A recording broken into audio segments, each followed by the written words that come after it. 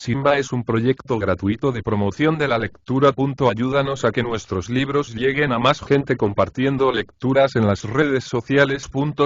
Si quieres, también puedes hacer una donación para mantener el proyecto y posibilitar que nuestra biblioteca siga creciendo. Laques Platón Diálogo, Filosofía Lisímaco. Hola, Nicias y Laques, ¿habéis visto a ese hombre armado, que acaba de trabajar en la esgrima?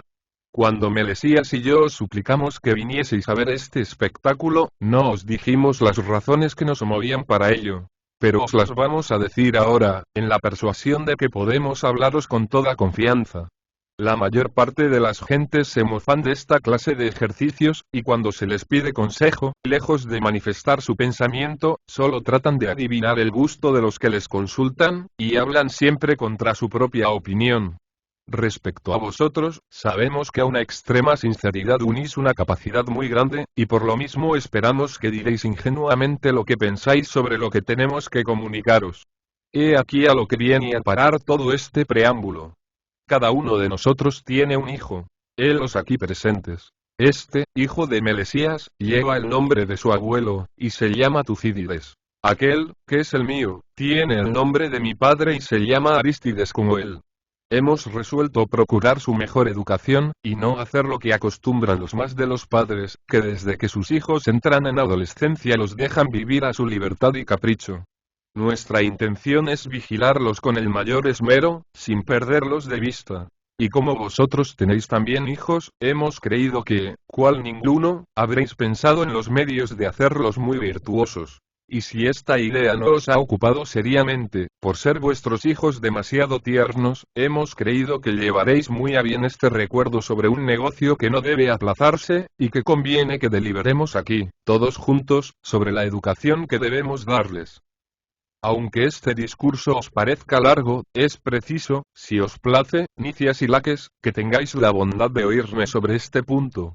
Sabéis, que Melesías y yo no tenemos más que una mesa y que estos hijos comen con nosotros. Nada os queremos ocultar, y como os dije al principio, os hablaremos con entera confianza. Tanto este, como yo, conversamos con nuestros hijos, refiriéndoles las muchas proezas, que nuestros padres hicieron, tanto en paz como en guerra, mientras estuvieron a la cabeza de los atenienses y de sus aliados. Pero desgraciadamente nada semejante podemos decir de nosotros mismos, así es que nos sonrojamos en su presencia, y no tenemos más remedio que echar la culpa a nuestros padres. Porque, desde que fuimos crecidos nos dejaron vivir en la molicie y en una licencia que nos han perdido, mientras que estaban ellos entregados al servicio de los demás. Por esto es por lo que no cesamos de amonestar a nuestros hijos, diciéndoles, que si se abandonan y no nos obedecen se deshonrarán. En lugar de que si se aplican, se mostrarán quizá dignos del nombre que llevan. Ellos responden, que nos obedecerán. Y, en vista de esta promesa, andamos indagando lo que deben aprender y la educación que debemos darles para que se hagan hombres de bien, tanto cuanto sea posible. Alguno nos ha dicho que nada mejor para un joven que aprender la esgrima, y para ello nos ha ponderado hasta el cielo a este hombre, que acaba de dar pruebas de su habilidad, y nos ha suplicado que vengamos a verle. Nosotros hemos creído que debíamos venir, y al paso traeros a vosotros, no solo por el placer que pudierais recibir, sino también para que nos auxiliarais con vuestras luces, y para que pudiéramos deliberar juntos sobre la educación de nuestros hijos. He aquí lo que queríamos comunicaros. Ahora a vosotros toca auxiliarnos con vuestros consejos, diciéndonos si aprobáis o desaprobáis el ejercicio de las armas, ilustrándonos sobre las ocupaciones y la instrucción que es preciso dar a estos jóvenes. Y en fin, declarando la conducta que vosotros mismos habréis resuelto observar. Nicias. Por lo que a mí hace, Lisímaco y Melesías, alabo en todo y por todo vuestro pensamiento. Estoy dispuesto a tomar parte en esta deliberación, y creo que Laques se prestará a lo mismo. Laques. Tienes razón en lo que has dicho, Nicias. Todo lo que Lisímaco acaba de decir de su padre y del de Melesías me parece perfectamente dicho, no solo respecto de ellos, sino también respecto de nosotros y de todos los que se mezclan en el gobierno de la República. Porque a todos nos sucede lo que acaba de decir, tanto sobre la educación de los hijos, como sobre todos nuestros negocios domésticos. Has hablado admirablemente, Lisímaco. Pero lo que me sorprende es que acudas a nosotros para consultarnos sobre ese objeto, y no lo hayas hecho a Sócrates, que, en primer lugar, es de tu pueblo, y, en segundo, está consagrado por entero a estas materias relativas a la educación de los jóvenes, para indagar las ciencias que les son más necesarias, y las ocupaciones que más les convienen. Lisímaco. ¿Cómo? Laques, Sócrates se dedica a la educación de la juventud. Laques. Te lo aseguro, Lisímaco. Nicias. Yo puedo asegurártelo también. Porque no hace 4 días que me ha dado para mi hijo un maestro de música, que es Damón, discípulo de Agatocles, y que, superior en su arte, tiene además todas las cualidades que puedes desear en un hombre que ha de dirigir a jóvenes de esta edad. Lisímaco. En verdad, Sócrates, Nicias y Laques. Yo y los que son tan viejos como yo, no conocemos a los que son jóvenes. Porque apenas salimos de casa a causa de nuestros muchos años. Pero tú, oh hijo de Sofronisco, si tienes algún buen consejo que darme, a mí que soy de tu mismo pueblo, no me lo niegues. Puedo decir, que me lo debes de justicia, porque eres amigo de nuestra casa. Tu padre Sofronisco y yo hemos sido siempre amigos desde nuestra infancia, y nuestra amistad ha durado hasta su muerte sin la menor disidencia. Ahora recuerdo que 1000 veces estos jóvenes, hablando juntos en casa, repiten a cada momento el nombre de Sócrates, de quien dicen 1000 alabanzas, y yo jamás me apercibí de preguntarles si hablaban de Sócrates, hijo de Sofronisco. Pero, hijos míos, decidme ahora, ¿es este el Sócrates, de que os he oído hablar tantas veces? Arístides y Tucídides. Sí, padre mío. Es el mismo. Lisímaco. Estoy altamente satisfecho por Juno. Mi querido Sócrates, al ver lo bien que sostienes la reputación de tu padre, el mejor de los hombres. Y quiero que en adelante tus intereses sean los míos, como los míos serán los tuyos. Laques. Haces muy bien, Lisímaco, no le dejes marchar. Porque le he visto en muchas ocasiones sostener, no solo la reputación de su padre, sino también la de su patria. En la derrota de Gelio se retiró conmigo, y puedo asegurarte que si todos los demás hubiesen cumplido su deber como él, nuestra ciudad se hubiera sostenido y no hubiera experimentado tan triste desgracia. Lisímaco. Sócrates, he aquí un magnífico elogio que de ti se hace en este acto. ¿Y por quién? Por gentes muy dignas de ser creídas en todas las cosas y particularmente en estas.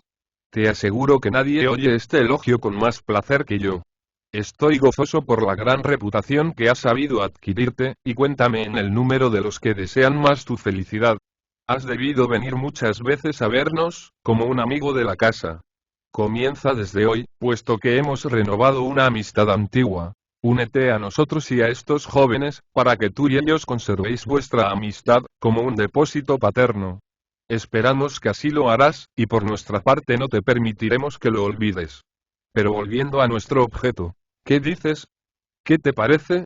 ¿Este ejercicio de la esgrima merece ser aprendido por los jóvenes? Sócrates. Sobre esto, Lisímaco, trataré de darte el mejor consejo de que sea capaz, y no dejaré de cumplir cuanto me ordenes. Pero como soy el más joven y tengo menos experiencia que todos vosotros, es justo que os oiga antes, y entonces daré yo mi dictamen si difiere del vuestro, apoyándole en razones capaces de producir en vosotros la convicción. ¿Qué dices, pues, tú, Nicias? A ti te toca hablar el primero. Nicias. No rehúso decir lo que siento, Sócrates. Me parece, tal es mi dictamen, que este ejercicio de las armas es muy útil a los jóvenes, porque además de alejarlos de los placeres de pasatiempo, que buscan de ordinario por falta de ocupación, los endurece en el trabajo y los hace necesariamente más vigorosos y más robustos. Mejor que este no le hay, ni que exija más maña, ni más fuerza. Este y el de montar a caballo son los más a propósito para jóvenes libres, porque a causa de las guerras que tenemos o que podamos tener, no hay mejores ejercicios que los que se hacen con las armas que sirven para la guerra. Son de un gran auxilio en los combates, ya se combata en filas, o ya rotas estas, haya que batirse cuerpo a cuerpo. Ya se persiga al enemigo que de tiempo en tiempo vuelve la cara para resistir, o ya que en retirada haya precisión de desembarazarse de un hombre que le haya dando alcance a uno con espada en mano. El que está acostumbrado a estos ejercicios no teme a un hombre solo ni a muchos juntos, y siempre saldrá vencedor. Por otra parte, inspiran una verdadera pasión por otros más serios. Porque doy por sentado, que todo hombre que se ejercita en la esgrima, entra en deseos de saber la táctica militar, como resultado de la esgrima, y cuando lo ha conseguido, lleno de ambición y ansioso de gloria, se instruye en todo aquello que puede alimentar esta idea, y trabaja en elevarse por grados a los conocimientos de un general de ejército. Es cierto que nada hay tan precioso ni tan útil como estos diferentes ejercicios de armas con todos los demás estudios que preparan para la guerra, siendo este indudablemente el primero. A todas estas ventajas es preciso añadir además una, que no es pequeña, y es que esta ciencia de la esgrima hace los hombres más valientes y más atrevidos en los combates, sin que despreciemos otro efecto que produce, por insignificante que parezca, y es, que en ocasiones da al hombre cierto aire marcial y apuesto que impone a sus enemigos. Soy, pues, de dictamen, Lisímaco, que es preciso enseñar a los jóvenes estos ejercicios, y ya he dado las razones. Si Laques es de otro dictamen, le oiré con gusto. Laques. Pero, Nicias, es necesario mucho atrevimiento para decir de cualquier ciencia que no debe aprenderse, porque siempre es bueno saber de todo. Y si la esgrima es una ciencia, como lo pretenden los que la enseñan y como Nicias lo dice, estoy conforme en que conviene aprenderla. Pero si no es una ciencia y los que se dicen sus maestros nos engañan a fuerza de ponderarla, o si, aun siendo ciencia, es de poco interés, ¿para qué consagrarse a ella? Lo que me obliga a hablar así es el estar persuadido de que si fuera una ciencia que mereciera la pena, no hubieran los lacedemonios dejado de cultivarla, cuando no hacen más en toda su vida que buscar y aprender las cosas que pueden hacerles superiores en la guerra a sus enemigos. Y aun cuando esto se hubiera ocultado a los lacedemonios, he aquí lo que no han podido ignorar los maestros de esgrima. Y es que, de todos los griegos, los lacedemonios son los más apasionados por todo lo que hace relación al ejercicio de las armas, y que los maestros de esgrima, que allí adquiriesen reputación, harían indudablemente por todas partes su negocio, como sucede respecto de los poetas trágicos que se acreditan en Atenas.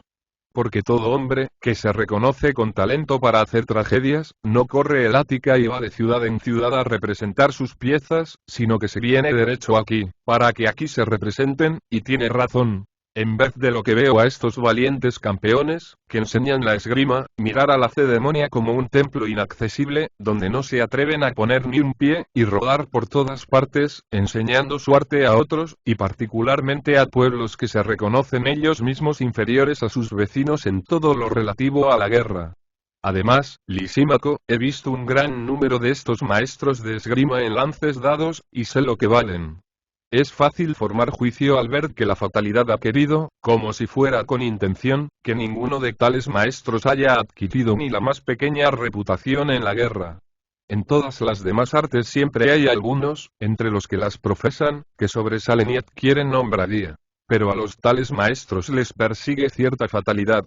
Porque este mismo Sileo que se está dando en espectáculo a toda esta gente, como acabamos de ver, y que ha hablado tan en grande de sí mismo, le he visto en cierta ocasión dar un espectáculo de otro género, bien a pesar suyo.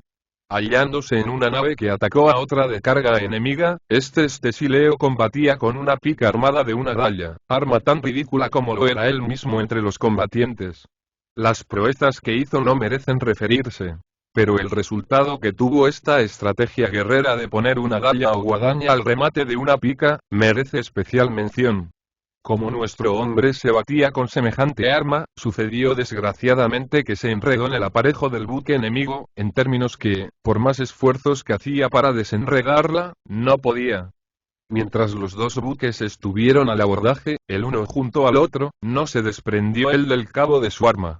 Pero cuando el buque enemigo comenzó a alejarse y veía que le arrastraba, dejó deslizar poco a poco su pica entre sus manos, hasta que solo la sostenía por el último remate.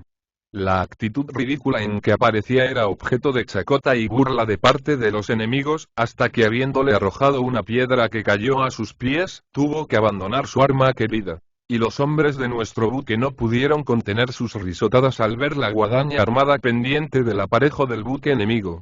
Puede muy bien suceder que la esgrima sea, como dice Nicias, una ciencia muy útil, pero yo os digo lo que he visto. De suerte, que, como dije al principio, si es una ciencia, es de bien poca utilidad, y si no lo es y se nos engaña dándole este bello nombre, tampoco merece que nos detengamos en ella.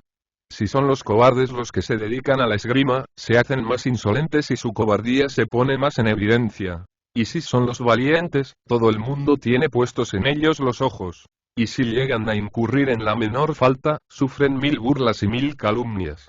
Porque esta profesión no es indiferente. Expone furiosamente a la envidia, y si un hombre que se aplica a ella no se distingue grandemente por su valor, cae en el ridículo, sin poder evitarlo.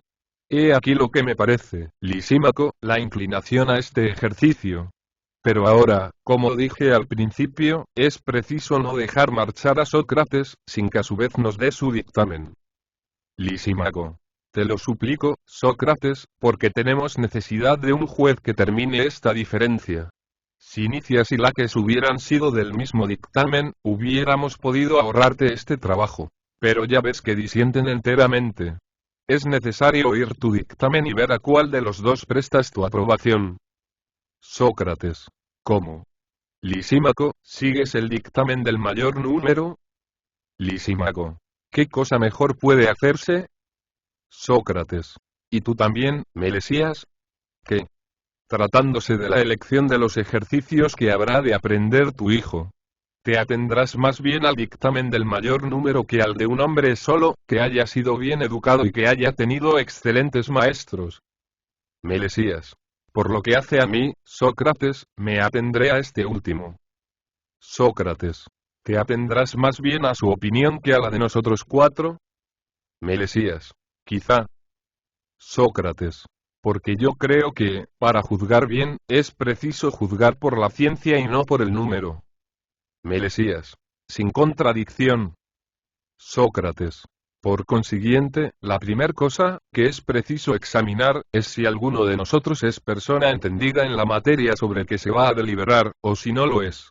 Si hay uno que lo sea, es preciso acudir a él y dejar los demás. Si no le hay es preciso buscarle en otra parte. ¿Por qué Melesías y tú, Lisímaco, imagináis que se trata aquí de un negocio de poca trascendencia? No hay que engañarse. Se trata de un bien, que es el más grande de todos los bienes. Se trata de la educación de los hijos, de que depende la felicidad de las familias. Porque, según que los hijos son viciosos o virtuosos, las casas caen o se levantan. Melesías. Dices verdad. Sócrates. No es poca toda prudencia en este negocio. Melesías. Seguramente. Sócrates. ¿Cómo haremos, pues, si queremos examinar cuál de nosotros cuatro es el más hábil en esta clase de ejercicios? No acudiremos desde luego a aquel que los haya aprendido mejor, que más se haya ejercitado y que haya tenido los mejores maestros. Melesías. Así me lo parece. Sócrates. Y antes de esto, ¿no trataremos de conocer la cosa misma que estos maestros le hayan enseñado? Melesías. ¿Qué es lo que dices? Sócrates. Me explicaré mejor. Me parece que al principio no nos pusimos de acuerdo sobre la cosa que había de ser materia de deliberación, a fin de saber quién de nosotros es el más hábil y ha sido formado por los mejores maestros. Nicias. ¿Qué? Sócrates. No deliberamos sobre la esgrima para saber si es preciso o no es preciso hacerla aprender a nuestros hijos. Sócrates. No digo que no, Nicias, pero cuando un hombre se pregunta si es preciso aplicar o no aplicar un remedio a los ojos, ¿crees tú que su deliberación debe de recaer más sobre el remedio que sobre los ojos? Nicias. Sobre los ojos. Sócrates. Y cuando un hombre delibera si pondrá o no un bocado a su caballo, ¿no se fijará más bien en el caballo que en el bocado? Nicias. Sin duda. Sócrates. En una palabra, siempre que se delibera sobre una cosa con relación a otra, la deliberación recae sobre esta otra cosa, a la que se hace referencia, y no sobre la primera. Nicias. Necesariamente. Sócrates. Es preciso por lo tanto examinar bien, si el que nos aconseja es hábil en la cosa sobre la que recae nuestra consulta. Nicias. Eso es cierto. Sócrates. Ahora deliberamos sobre lo que es preciso que aprendan estos jóvenes, y la cuestión recae por consiguiente sobre su alma misma. Nicias. Así es. Sócrates. Por lo tanto, se trata de saber si entre nosotros hay alguno que sea hábil y experimentado para dar cultura a un alma, y que haya tenido excelentes maestros. Laques. ¿Cómo, Sócrates, no has visto nunca personas que, sin ningún maestro, se han hecho más hábiles en ciertas artes que otros con muchos maestros? Sócrates. Sí, Laques, he conocido algunos, y todos estos podrán decirte que son muy hábiles. Pero tú no les creerás jamás mientras no hagan antes, no digo una, sino muchas obras bien hechas y bien trabajadas. Nicias. Tienes razón, Sócrates. Sócrates. Puesto que Lisímaco y Melesías nos han llamado para que les diéramos consejos sobre la educación de sus hijos, por el ansia de hacerlos virtuosos, nosotros, Nicias y Laques, estamos obligados, si creemos haber adquirido sobre esta materia la capacidad necesaria, a darles el nombre de los maestros que hemos tenido, probar que eran hombres de bien, y que, después de haber formado muchos buenos discípulos, nos han hecho virtuosos también a nosotros. Y si alguno entre nosotros pretende no haber tenido maestro, que nos muestre sus obras y nos haga ver entre los atenienses o los extranjeros, entre los hombres libres o los esclavos, las personas que con sus preceptos se han hecho mejores según el voto de todo el mundo. Si no podemos nombrar nuestros maestros, ni hacer ver nuestras obras, es preciso remitir nuestros amigos en busca de consejo a otra parte, y no exponernos, corrompiendo a sus hijos, a las justas quejas que podrían dirigirnos hombres que nos aman. Por lo que a mí toca, Lisímaco y Melesías, soy el primero en confesar que jamás he tenido maestro en este arte, aunque con pasión le he amado desde mi juventud. Pero no he sido bastante rico para pagar a sofistas, que se alababan de ser los únicos capaces de hacerme hombre de bien, y por mí mismo aún no he podido encontrar este arte. Si Nicias y Laques lo han encontrado, no me sorprenderá, porque siendo más ricos que yo, han podido hacer que se les enseñara, y siendo también más viejos han podido encontrarle por sí mismos. Por esto me parecen muy capaces de poder instruir a un joven. Por otra parte, jamás hubieran hablado con tanto desembarazo sobre la utilidad o inutilidad de estos ejercicios, si no estuviesen seguros de su capacidad. Por lo tanto, a ellos es a quienes corresponde hablar. Pero lo que me sorprende es que estén tan encontrados en sus dictámenes. Te ruego, Lisímaco, que a la manera que Laques te suplicó que no me dejaras marchar, y que me obligaras a dar mi dictamen, tengas ahora a bien no dejar marchar a Laques y Nicias, sino obligarles a que te respondan, diciéndoles: Sócrates asegura que no entiende nada de estas materias, y que es incapaz de decidir quién de vosotros tiene razón, porque no ha tenido maestros, ni tampoco ha encontrado esta ciencia por sí mismo. Por lo tanto, vosotros, Nicias y Laques, decidnos si habéis visto algún maestro excelente para la educación de la juventud. ¿Habéis aprendido de alguno este arte? ¿O le habéis encontrado por vosotros mismos? Si le habéis aprendido, decidnos quién ha sido vuestro maestro, y quiénes son los que viven entregados a la misma profesión, a fin de que si los negocios públicos no nos dejan el desahogo necesario, vayamos a ellos, y a fuerza de presentes y de caricias les obliguemos a tomar a su cargo nuestros hijos y los vuestros, y a impedir que por sus vicios deshonren a sus abuelos. Y si habéis encontrado este arte por vosotros mismos, citadnos las personas que habéis formado, y que de viciosos se han hecho virtuosos en vuestras manos. Pero si es cosa que desde hoy comenzáis a mezclaros en la enseñanza, tened presente que no vais a hacer el ensayo sobre carienses, sino sobre vuestros hijos y los hijos de vuestros mejores amigos, y temed no os suceda precisamente lo que dice el proverbio: hacer su aprendizaje sobre una vasija de barro. Decidnos, pues, qué es lo que podéis o no podéis hacer. He aquí, Lisímaco, lo que yo quiero que les preguntes, y no les dejes marchar sin que te contesten. Lisímaco. Me parece que Sócrates habla perfectamente. Ved, amigos míos, si os es fácil responder a todas estas preguntas. Porque no podéis dudar que haciéndolo así, nos dais a Melesías y a mí un gran placer. Ya os he dicho, que si hemos contado con vosotros para deliberar en este asunto, ha sido porque hemos creído que teniendo hijos vosotros como nosotros, que van a entrar bien pronto en la edad en que debe pensarse en su educación, estaréis ya preparados sobre este punto. Y esta es la razón por que, si nada hay que os lo impida, debéis examinar la cuestión con Sócrates, dando cada uno sus razones. Porque, como éste ha dicho muy bien, este es el negocio más grave de nuestra vida. Ved, pues, de acceder a mi súplica.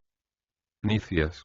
Se advierte bien, Lisímaco, que solo conoces a Sócrates por su padre y que no le has tratado de cerca. Sin duda solo le viste durante su infancia en los templos, o cuando su padre le llevaba a las asambleas de vuestro barrio, pero después que se ha hecho hombre formal, bien puede asegurarse que no has tenido con él ninguna relación. Lisímaco. ¿Por qué dices eso? Nicias. Nicias. Porque ignoras por completo, que Sócrates mira, como cosa propia, a todo el que conversa con él, y aunque al pronto solo le hable de cosas indiferentes, le precisa después por el hilo de su discurso a darle razón de su conducta, a decirle de qué manera vive y de qué manera ha vivido, y cuando la conversación ha llegado a este punto, Sócrates no le deja hasta que ha examinado su hombre a fondo, y sabe cuánto ha hecho, bueno o malo. Yo lo he experimentado sobradamente, y sé muy bien que es una necesidad pasar por esta aduana, de la que no me lisonjeo estar yo libre. Sin embargo, en este punto me doy por satisfecho, y experimento un singular placer todas las veces que puedo conversar con él. Porque nunca es un mal grande para nadie, que alguno le advierta las faltas que ha cometido y pueda cometer. Si un hombre quiere hacerse sabio, no tema este examen, sino que por el contrario, según la máxima de Solón, es preciso estar siempre aprendiendo. Y no creas neciamente que la sabiduría nos viene con la edad. Por consiguiente no será para mí, ni nuevo, ni desagradable, que Sócrates me ponga en el banquillo de los acusados, y ya supuse desde luego, que estando él aquí, no serían nuestros hijos objeto de discusión, sino que lo seríamos nosotros mismos. Por mi parte me entrego a él voluntariamente. Que dirija la conversación a su gusto. Ahora indaga la opinión de Laques. Laques. Mi opinión es sencilla, Nicias, o por mejor decir, no lo es. Porque no es siempre la misma. Unas veces me arrebatan estos discursos, y otras veces no los sufro. Cuando oigo a un hombre que habla de la virtud y de la ciencia, y que es un verdadero hombre, digno de sus propias convicciones, me encanta, es para mí un placer inexplicable ver que sus palabras y sus acciones están perfectamente de acuerdo, y se me figura que es el único músico que sostiene una armonía perfecta, no con una lira, ni con otros instrumentos, sino con el tono de su propia vida. Porque todas sus acciones concuerdan con todas sus palabras, no según el tono lidio, frigio, o jónico, sino según el tono dórico, único que merece el nombre de armonía griega. Cuando un hombre de estas condiciones habla, me encanta, me llena de gozo y no hay nadie que no crea que estoy loco al oír sus discursos. Tal es la avidez con que escucho sus palabras. Pero el que hace todo lo contrario me aflige cruelmente, y cuanto mejor parece explicarse, tanta mayor es mi aversión a los discursos. Aún no conozco a Sócrates por sus palabras, pero le conozco por sus acciones, y le he considerado muy digno de pronunciar los más bellos discursos y de hablar con entera franqueza. Y si lo hace como decís, estoy dispuesto a conversar con él. Seré gustoso en que me examine, y no llevaré a mal que me instruya, porque sigo el dictamen de Solón, que es preciso aprender siempre, aun envejeciendo. Solo añado a su máxima lo siguiente, que solo debe aprenderse de los hombres de bien. Porque precisamente se me ha de conceder, que el que enseña debe ser un hombre de bien, para que no tenga yo repugnancia, y no se interprete mi disgusto por indocilidad. Por lo demás, que el maestro sea más joven que yo, que carezca de reputación y otras cosas semejantes, me importa muy poco.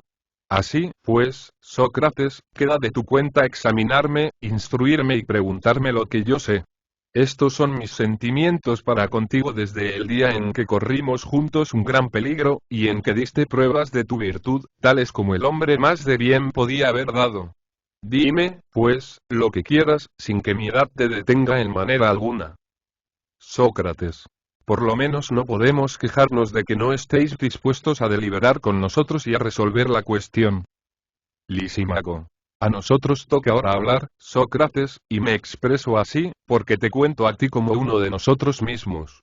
Examina en mi lugar, y te conjuro a ello por amor a estos jóvenes, que es lo que podemos exigir de Nicias y Laques, y delibera con ellos explicándoles lo que tú piensas.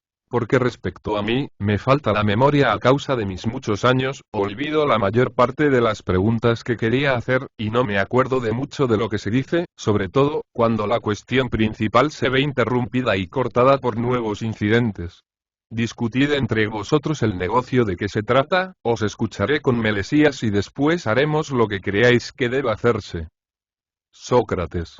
Nicias y Laques, es preciso examinar la cuestión que hemos propuesto, a saber, si hemos tenido maestros en este arte de enseñar la virtud, o si hemos formado algunos discípulos, y si los hemos hecho mejores que eran. Pero me parece que hay un medio más corto que nos llevará directamente a lo que buscamos, y que penetra más en el fondo del debate. Porque si conociésemos que una cosa cualquiera, comunicada a alguno, le podía hacer mejor, y si con esto adquiriésemos el secreto de comunicársela, es claro que debemos por lo menos conocer esta cosa, puesto que podemos indicar los medios más seguros y más fáciles de adquirirla. Quizá no entendéis lo que os digo, pero un ejemplo os lo hará patente. Si sabemos con certeza que los ojos se hacen mejores comunicándoles la vista y podemos comunicársela, es claro que conoceremos lo que es la vista y sabremos lo que debe hacerse para procurarla. En lugar de que si no sabemos lo que es la vista o el oído, en vano intentaremos ser buenos médicos para los ojos y para los oídos, ni dar buenos consejos sobre el medio mejor de oír y de ver. Lisímaco. Dices verdad, Sócrates. Sócrates. Nuestros dos amigos no nos han llamado aquí, Laques, para deliberar con nosotros, acerca de qué manera se podrá hacer nacer la virtud en el alma de sus hijos y hacerles mejores. Laques. Eso es. Sócrates. Es preciso ante todo, que sepamos lo que es la virtud, porque si la ignoramos seremos capaces de dar consejos sobre los medios de adquirirla. Laques. De ninguna manera, Sócrates. Sócrates. Supondremos, Laques, que sabemos lo que es. Laques. Lo suponemos. Sócrates. Pero cuando sabemos lo que es una cosa, no podemos decirla. Laques. ¿Cómo no hemos de poder? Sócrates. Pero, Laques, no examinemos ahora lo que es la virtud en general, porque sería una discusión demasiado larga. Contentémonos con examinar si tenemos todos los datos para conocer bien algunas de sus partes. El examen será más fácil y más corto. Laques. Así lo quiero yo, Sócrates, puesto que es esa tu opinión. Sócrates. ¿Pero qué parte de la virtud escogeremos? Sin duda la que parece ser el único objeto de la esgrima, porque el común de las gentes cree que este arte conduce directamente al valor. Laques. Así lo cree en efecto. Sócrates. Tratemos por lo pronto, Laques, de definir con exactitud lo que es el valor. Después examinaremos los medios de comunicarle a estos jóvenes, en cuanto sea posible, ya sea por el hábito, ya por el estudio. Di, pues, ¿qué es el valor? Laques. En verdad, Sócrates, me preguntas una cosa que no ofrece dificultad. El hombre que guarda su puesto en una batalla, que no huye, que rechaza al enemigo. He aquí un hombre valiente. Sócrates. Muy bien, Laques, pero quizá por haberme explicado mal, has respondido a una cosa distinta de la que yo te pregunté. Laques. ¿Cómo? Sócrates. Sócrates. Voy a decírtelo, si puedo. Un hombre valiente es, en tu opinión, el que guarda bien su puesto en el ejército y combate al enemigo. Laques. Es lo mismo que yo digo. Sócrates. También lo digo yo, pero el que combate al enemigo huyendo, y no guardando su puesto. Laques. ¿Cómo huyendo? Sócrates. Sí, huyendo como los escitas, por ejemplo, que no combaten menos huyendo que atacando. Y como Homero lo dice, en cierto pasaje, de los caballos de Eneas, que se dirigían a uno y otro lado, hábiles en huir y atacar. Ah. No supone en Eneas mismo esta ciencia de apelar a la fuga con intención, puesto que le llama sabio en huir. Laques. Eso es muy bueno, Sócrates, porque Homero habla de los carros de guerra en este pasaje. Y en cuanto a lo que dices de los escitas, se trata de tropas de caballería que se baten de esa manera, pero nuestra infantería griega combate como yo digo. Sócrates.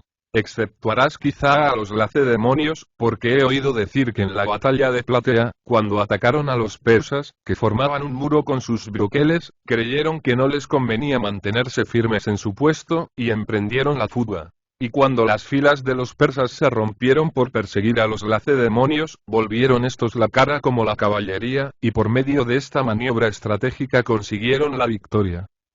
Laques. Es cierto. Sócrates.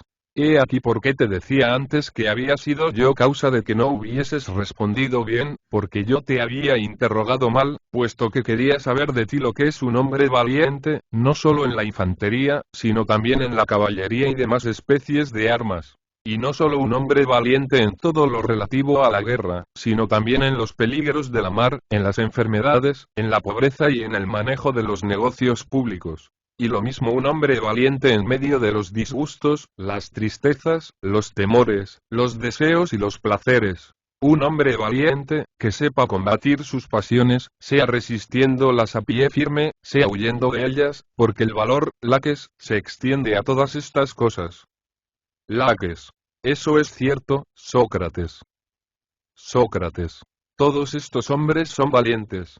Los unos prueban su valor contra los placeres, los otros contra las tristezas, estos contra los deseos, aquellos contra los temores, y en todos estos accidentes pueden otros, por el contrario, dar pruebas de cobarde.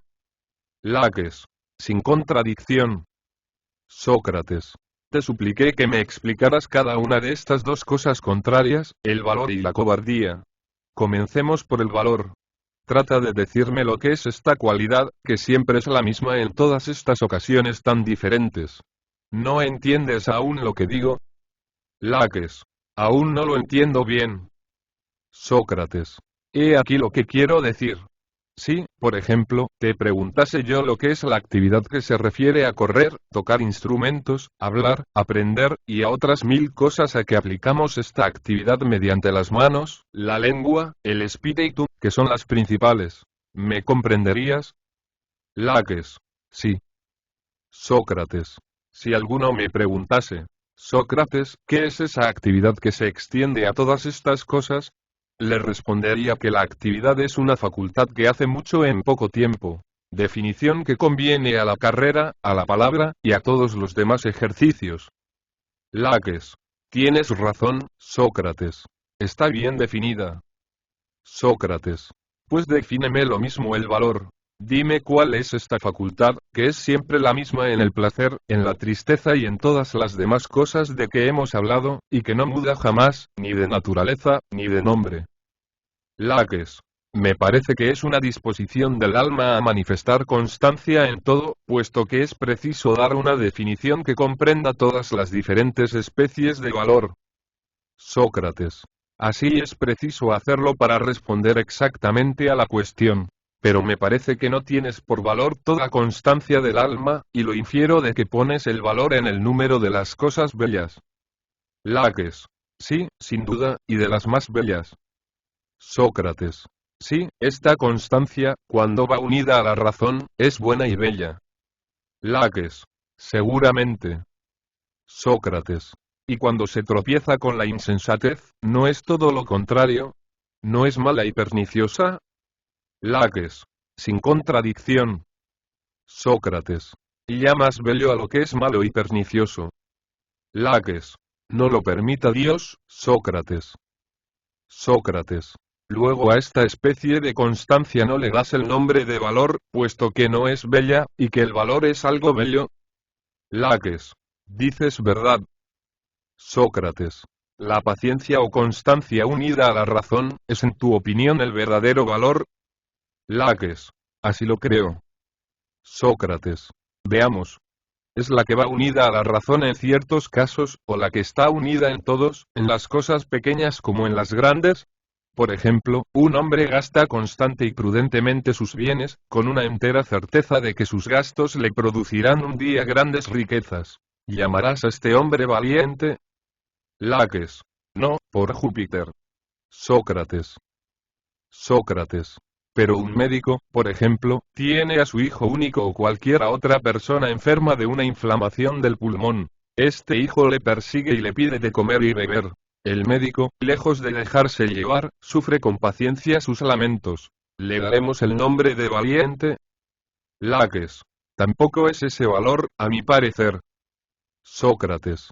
En la guerra, he aquí un hombre, que está en esta disposición de alma de que hablamos. Quiere mantenerse firme, y sosteniendo su valor con su prudencia, le hace ver esta que será bien pronto socorrido.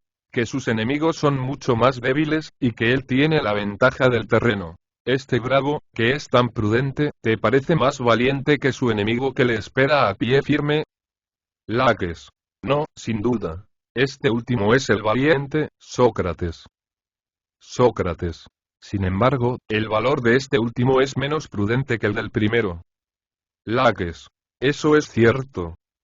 Sócrates. Se sigue de aquí, que un soldado de caballería, que en un combate pruebe valor, fiado en la destreza con que maneja el caballo, será menos valiente que el que esté privado de esta ventaja. Laques. Sí, seguramente. Sócrates. Dirás lo mismo de un arquero, de un hondero y de todos los demás, cuya firmeza esté sostenida por su habilidad. Laques. Sin dificultad. Sócrates. Y los que, sin haber aprendido nunca el oficio de buzos, tuviesen el valor de sumergirse en el agua te parecerían más valientes que los buzos de oficio. Laques. ¿Quién podría sostener lo contrario? Sócrates. Sócrates. Nadie seguramente, conforme a tus principios. Laques. Sí, esos son mis principios en efecto. Sócrates. De manera, Laques, que estas gentes, que no tienen ninguna experiencia, se arrojan al peligro mucho más imprudentemente que los que se exponen con alguna razón. Laques. Sí, sin duda. Sócrates. Pero la audacia insensata y la paciencia irracional nos parecieron antes vergonzosas y perjudiciales. Laques. Eso es cierto. Sócrates. Y el valor nos ha parecido una cosa bella. Laques. Convengo en ello. Sócrates. Pues bien, ahora sucede todo lo contrario. Damos el nombre de valor a una audacia insensata. Laques. Lo confieso. Sócrates. ¿Y crees que obramos bien? Laques. No, por Júpiter. Sócrates. Sócrates. De modo, Laques, que, por tu propia confesión, ni tú ni yo nos ajustamos al tono dórico, porque nuestras acciones no corresponden a nuestras palabras. Al ver nuestras acciones, yo creo que se diría que nosotros tenemos valor, pero oyendo nuestras palabras, bien pronto se mudaría de opinión. Laques. Tienes razón. Sócrates. ¿Pero qué? ¿Tienes por prudente que permanezcamos en este estado? Laques. Te aseguro que no. Sócrates. ¿Quieres que nos conformemos por un momento con la definición que hemos dado? Laques. ¿Qué definición? Sócrates. Que el verdadero valor es la paciencia. Si quieres, mostremos nuestra paciencia continuando nuestra indagación, a fin de que el valor no se burle de nosotros y nos acuse de no buscarle valientemente, puesto que, según nuestros principios, ser paciente es ser valiente. Laques. Estoy dispuesto a ello, Sócrates, y no lo esquivo, por más que sea nuevo en esta clase de disputas. Pero te confieso que estoy disgustado y que tengo un verdadero sentimiento en no poder explicar lo que pienso, porque me parece que concibo perfectamente lo que es el valor. Y no comprendo cómo se me escapa tanto esta idea, que no puedo explicarla. Sócrates. Pero, Laques, el deber de un buen cazador no consiste en no cansarse y no verse jamás burlado. Laques. Estoy conforme. Sócrates. ¿Quieres que entre en nuestra partida de caza Nicias, para ver si es más dichoso? Laques. Lo quiero, ¿y por qué no? Sócrates. Ven acá, Nicias, ven, si puedes, a socorrer a tus amigos, que se ven embarazados y que no saben qué rumbo tomar. Porque ya ves cuán imposible se hace que consigamos nuestro objeto. Sácanos de este apuro y fija tu propio pensamiento, diciéndonos lo que es el valor. Nicias. Han mucho que me parecía que definíais mal esta virtud. Ah. ¿De dónde nace que no os habéis valido en esta ocasión de lo que tantas veces y con tanto acierto te he oído yo en otras? Sócrates. Sócrates. ¿Y qué es? Nicias. Nicias. Te he oído decir muchas veces que en aquello en que cada uno sabe es idóneo, pero que en lo que no sabe es inepto. Sócrates. Por Júpiter. Eso es muy cierto, Nicias. Nicias. Por consiguiente, si un hombre valiente es bueno, es hábil en lo que sabe. Sócrates. ¿Lo entiendes tú? Laques. Laques. Sí lo entiendo. Sin embargo, no comprendo por entero lo que quiere decir. Sócrates. Me parece que yo lo comprendo. Creo que quiere decir que el valor es una ciencia. Laques. ¿Qué ciencia? Sócrates. Sócrates. ¿Por qué no se lo preguntas a él? Laques. Pues ya se lo pregunto. Sócrates. Pues bien. Nicias, responde a Laques y dile qué ciencia es el valor, en tu opinión. Porque no será indudablemente la ciencia del tocador de flauta. Nicias. No. Sócrates. ¿Ni la del tocador de lira? Nicias. Tampoco. Sócrates. ¿Cuál es, y sobre qué versa? Laques. ¿Le apuras bien, Sócrates? Sí, que diga qué ciencia es. Nicias. Digo, Laques, que es la ciencia de las cosas que son de temer y de las que no son de temer, sea en la guerra, sea en todas las demás ocasiones de la vida. Laques. Extraña definición. Sócrates. Sócrates. ¿Por qué la encuentras tan extraña, Laques? Laques. ¿Por qué? Porque la ciencia y el valor son dos cosas diferentes. Sócrates. Nicias pretende que no. Laques. Sí, lo pretende, y en eso chochea. Sócrates. Pues bien, tratemos de instruirle. Las injurias no son razones. Nicias. No tiene intención de ofenderme, pero desea mucho que lo que yo he dicho no valga nada, porque él mismo se ha engañado en grande. Laques. Esa es la pura verdad, pero yo te haré ver, que tú no has andado más acertado que yo. Sin ir más lejos, los médicos no conocen lo que hay que temer en las enfermedades. ¿Y en este caso crees tú, que los hombres valientes son los que conocen lo que es de temer? ¿O llamas a los médicos hombres valientes? Nicias. No, seguramente. Laques. Lo mismo que los labradores. Sin embargo, los labradores conocen perfectamente lo que hay que temer respecto a sus trabajos. Lo mismo sucede con todos los demás artistas. Conocen todos muy bien lo que hay que temer en su profesión y lo que no, y no son por esto más valientes. Sócrates. ¿Qué dices, Nicias, de esta crítica de Laques? Me parece que significa algo. Nicias. Seguramente dice alguna cosa, pero no dice nada verdadero. Sócrates. ¿Cómo? Nicias. ¿Cómo? Es que él cree que los médicos no saben más que reconocer lo que es sano y lo que es enfermo, y de hecho no saben más. Pero ¿crees tú, Laques, que los médicos saben si la salud es más de temer para tal enfermo, que la enfermedad? ¿Y no crees, que hay muchos enfermos a quienes sería más ventajoso no curar que curar? Te atreverás a decir, que es bueno vivir siempre, y que no hay muchas personas para las que sería más ventajoso el morir. Laques. Eso podrá ocurrir algunas veces. Nicias.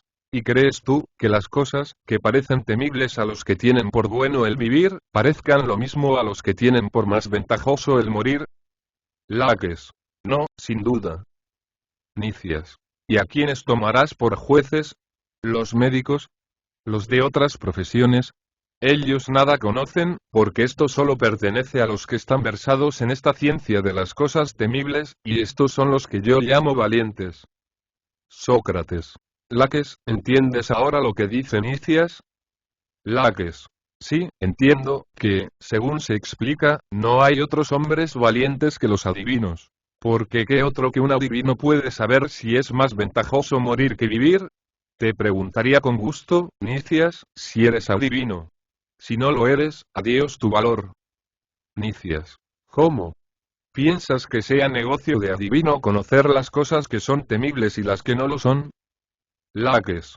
Sin duda, y si no, ¿a quién toca? Nicias. ¿A quién? Al que yo vi, oh, mi querido Laques, al hombre valiente.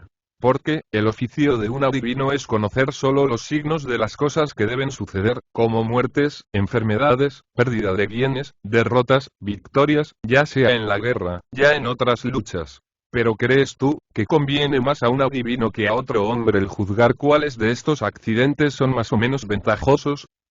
Laques. En verdad, Sócrates, no comprendo lo que quiere decir. Porque para él no hay ni adivino, ni médico, ni otro hombre a quien el nombre de valiente pueda convenir. Es preciso ir en busca de un Dios. Pero si he de decirte lo que pienso, Nicias no tiene valor para confesar que no sabe lo que dice. No hace más que bregar y retorcerse para ocultar su embarazo. Otro tanto pudimos hacer tú y yo, Sócrates, si solo nos hubiéramos propuesto ocultar las contradicciones en que incurrimos. Si habláramos delante de jueces, esta conducta tendría disculpa, pero en una conversación como la nuestra, ¿qué significa querer triunfar con vanos discursos? Sócrates. Indudablemente eso a nada conduciría, pero veamos bien si lo que pretende decir Nicias tiene algún valor, y si tú no tienes razón al acusarle de que todo es un hablar por hablar. Supliquémosle que nos explique más claramente su pensamiento, y si vemos que está la razón de su parte, seguiremos sus principios. Si no lo está, trataremos de instruirle. Laques. Interrógale tú mismo, Sócrates, si quieres. Yo bastante le he preguntado. Sócrates. Sea así. Le interrogaré por ti y por mí. Laques. Como quieras. Sócrates. Dime, te lo suplico, Nicias, o más bien dinos, porque hablo también por Laques. ¿Sostienes que el valor es la ciencia de las cosas que deben temerse y de las cosas que no deben temerse? Nicias. Sí, lo sostengo. Sócrates. ¿Sostienes igualmente, que esta ciencia no es dada a toda clase de gentes, puesto que no es conocida ni por los médicos, ni por los adivinos, que, por consiguiente, no pueden ser valientes, si no han adquirido esta ciencia? ¿No es esto lo que dices? Nicias. Sí, sin duda. Sócrates. No se puede aplicar aquí el proverbio. Una jabalina comprendería esto. Y la jabalina no es valiente. Nicias. No, seguramente. Sócrates. De aquí se infiere, Nicias, que estás persuadido de que la jabalina de Acromión no ha sido valiente.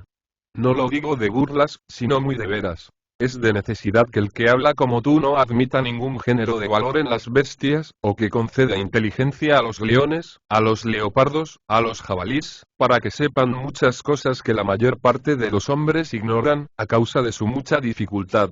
También es preciso, que el que sostiene que el valor es lo que tú dices, sostenga igualmente que los leones, los toros, los zorros, están dotados de valor, tanto los unos como los otros. Laques. Por todos los dioses, Sócrates, hablas perfectamente. Dime en verdad, Nicias, si crees que las bestias, que de común consentimiento pasan por valientes, son más hábiles que nosotros, o te atreves a ir contra el común sentir y sostener que no son valientes. Nicias. Te digo, en una palabra, Laques, que no llamo valiente, ni a bestia, ni a hombre, ni a nadie que por ignorancia no teme las cosas temibles. Yo le llamo temerario y estúpido. Ah. ¿Piensas que llamo yo valientes a los niños, que por ignorancia no temen ningún peligro? A mi entender, no tener miedo y ser valiente son dos cosas muy diferentes. Nada hay más raro que el valor acompañado de la prudencia, y nada más común que el atrevimiento, que la audacia, que la intrepidez acompañadas de imprudencia. Porque este es el lote de la mayor parte de los hombres, de las mujeres y de los niños. En una palabra, los que tú llamas, con todo el mundo, valientes, yo los llamo temerarios, y no doy el nombre de valientes más que a los que son valientes e ilustrados, que son los únicos de que quiero hablar. Laques. Mira, Sócrates, cómo Nicias se inciensa a sí mismo, mientras que a todos aquellos, que pasan por valientes, intenta privarles de este mérito. Nicias. No es esa mi intención, Laques, tranquilízate. Por el contrario, reconozco que tú y Lamaco sois prudentes y sabios, puesto que sois valientes. Lo mismo digo de muchos de nuestros atenienses. Laques. Si bien tengo materia para responderte, no lo hago por temor de que me acuses de ser un verdadero exonio. Sócrates. Ah. No digas eso, te lo suplico, Laques. Se ve claramente que no te has apercibido de que Nicias ha aprendido estas bellas cosas de nuestro amigo Damón, y que Damón es el íntimo de Pródico, el más hábil de todos los sofistas para esta especie de distinciones. Laques. Oh. Sócrates, sienta bien en un sofista hacer vana ostentación de sus sutilezas, pero no en un hombre como Nicias, que los atenienses han escogido para ponerle a la cabeza de la república. Sócrates. Mi querido Laques, sienta bien en un hombre, a quien se le han encomendado tan graves negocios de gobierno, el trabajar para hacerse más hábil que los demás. He ahí por lo que me parece que Nicias merece algún miramiento, y que, por lo menos, es preciso examinar las razones que tiene para definir el valor como lo hace. Laques. Examínalas, pues, cuanto te plazca, Sócrates. Sócrates.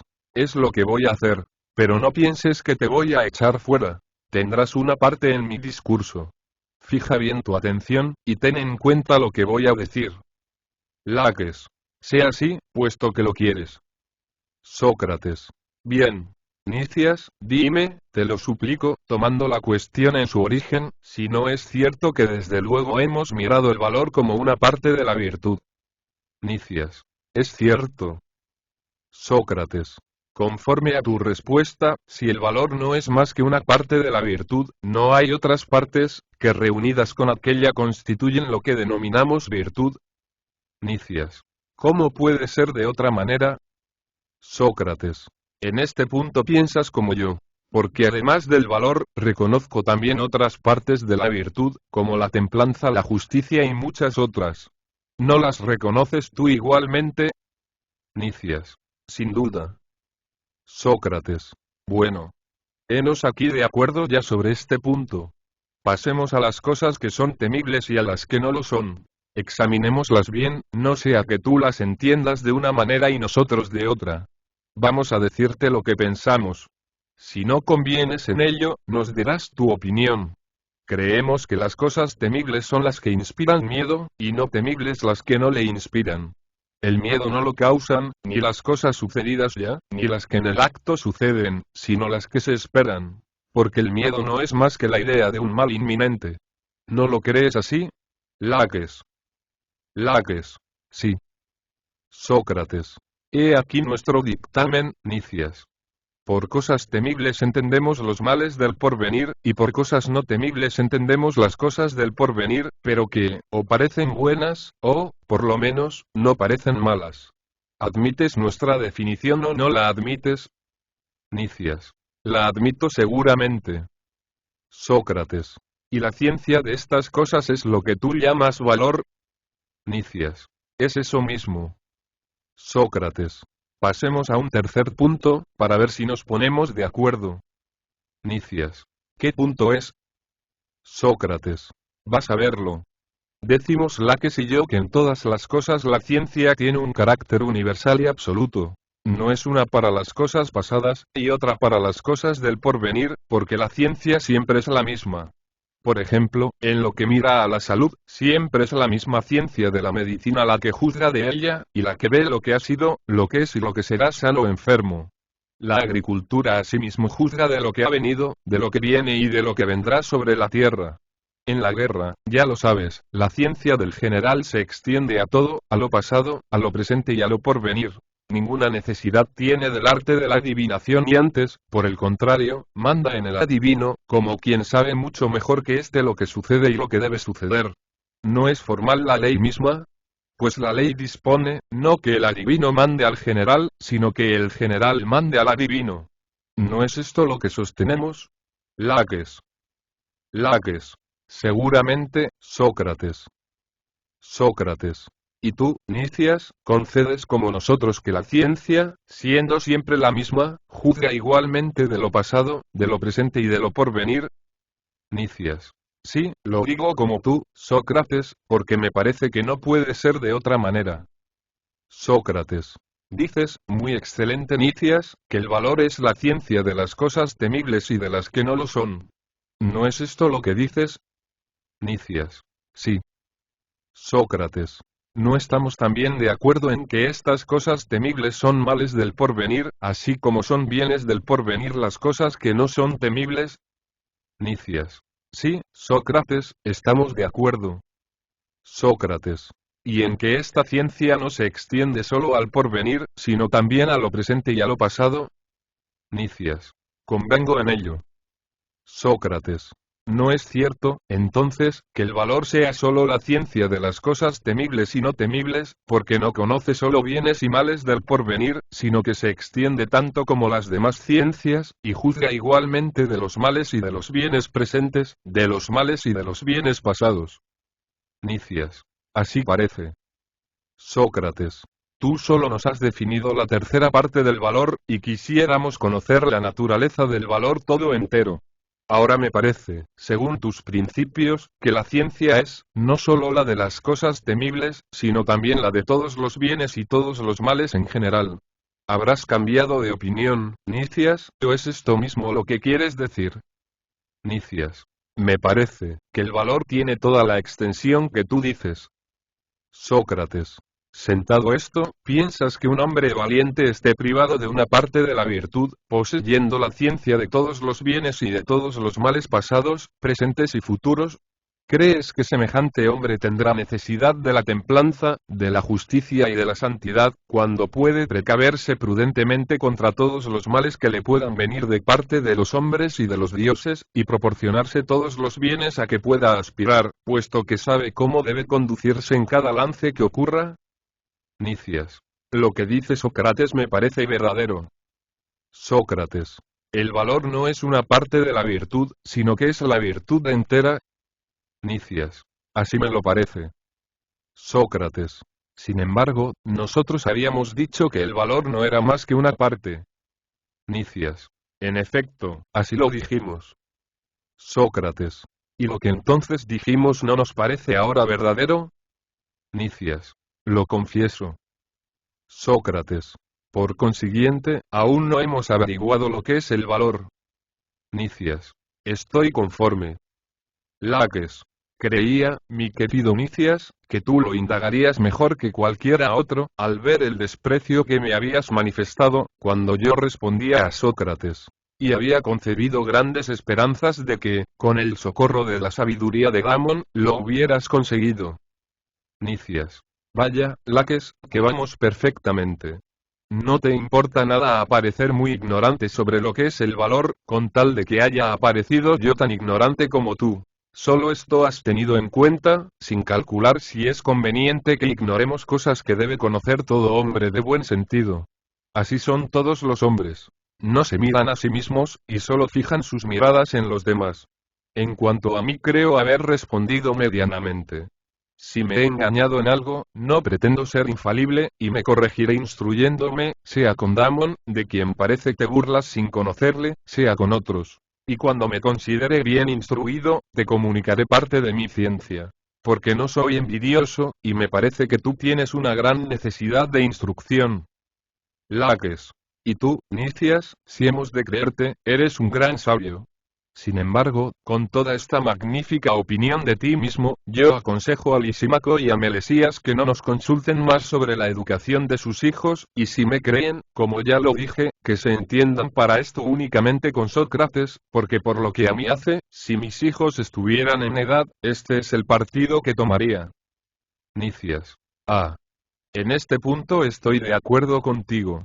Si Sócrates se toma el cuidado de nuestros hijos, no hay necesidad de buscar otro, y estoy dispuesto a entregarle mi hijo Nicérate, si tiene la bondad de encargarse de él. Pero todos los días cuando le hablo de esto, me remite a otros maestros, y me rehúsa sus cuidados. Mira, Lisímaco, si tú tienes más influencia sobre él. Lisímaco. Muy justo sería, porque por mi parte estoy dispuesto a hacer por Sócrates lo que por nadie haría. ¿Qué dices a esto, Sócrates? ¿Te dejarás ablandar y querrás encargarte de estos jóvenes para hacerlos mejores? Sócrates. Sería preciso ser bien despegado para no querer contribuir a hacer a estos jóvenes tan buenos cuanto puedan serlo. Si en la conversación que acabamos de tener hubiera aparecido yo muy hábil y los demás ignorantes, tendríais razón para escogerme con preferencia a cualquier otro, pero ya veis que todos nos hemos visto en el mismo embarazo. ¿Y así por qué preferirme? Me parece que ninguno de nosotros merece la preferencia. Siendo esto así, ved si os parece bien este consejo. Soy de dictamen, estamos solos y somos leales los unos para los otros, que todos busquemos el mejor maestro, primero, para nosotros y, después, para estos jóvenes, sin ahorrar gasto ni sacrificio alguno. Porque jamás aconsejaré el permanecer en la situación en que nos hallamos, y si alguno se burla de nosotros porque a nuestra edad vamos a la escuela, nos defenderemos, poniendo de frente la autoridad de Homero, que dice en cierto pasaje, el pudor no sienta bien al indigente. Y burlándonos de lo que pueda decirse, procuraremos mirar a la vez por nosotros mismos y por estos jóvenes. Lisímaco. Ese consejo, Sócrates, me agrada en extremo, y con respecto a mí, cuanto más viejo soy, tanto más empeño tengo en instruirme al mismo tiempo que mis hijos. Haz, pues, lo que dices. Ven mañana a mi casa desde la madrugada, y no faltes, te lo suplico, a fin de que acordemos los medios de ejecutar lo que hemos resuelto. Ahora ya es tiempo de que concluya esta conversación. Sócrates. No faltaré, Lisímaco. Iré mañana a tu casa temprano, si Dios quiere.